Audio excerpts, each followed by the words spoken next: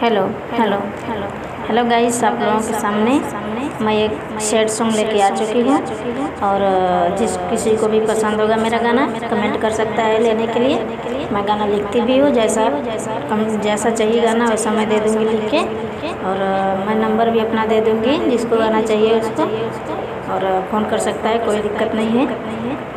तो गाना का बोल है, सुना बेवफा सनम, सुना बेवफा सनम दिहलू ऐसन जखम, कौनो मरहम से ना भर पाई हो। इसी तर्ज पे मैं एक सैड सॉन्ग लेके आ चुकी हूँ और डेमो सुनाती हूँ आप लोगों को। तो चलिए सुनिए ध्यान से। दिहल दिलवा के गम सह न पाई बे सनम, दिहल दिलवा के गम सह न पाई बे सनम, कौनो वादा ना ठीक कर पाई हो।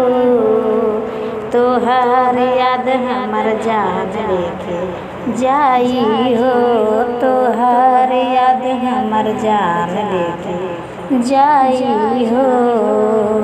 ये था मुखड़ा। और आप लोगों को मैं एक अंतरा भी सुना देती हूँ।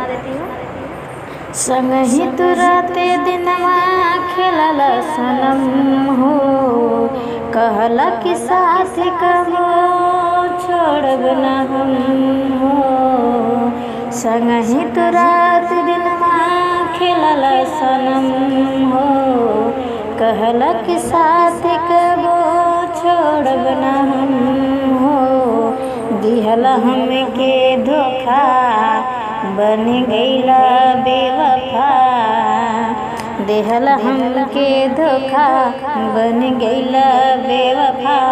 तोहार प्यार नहीं हम भूल पाइब हो, तोहार याद हमर जान लेके जाई हो, तोहार याद हमर जान लेके जाई हो।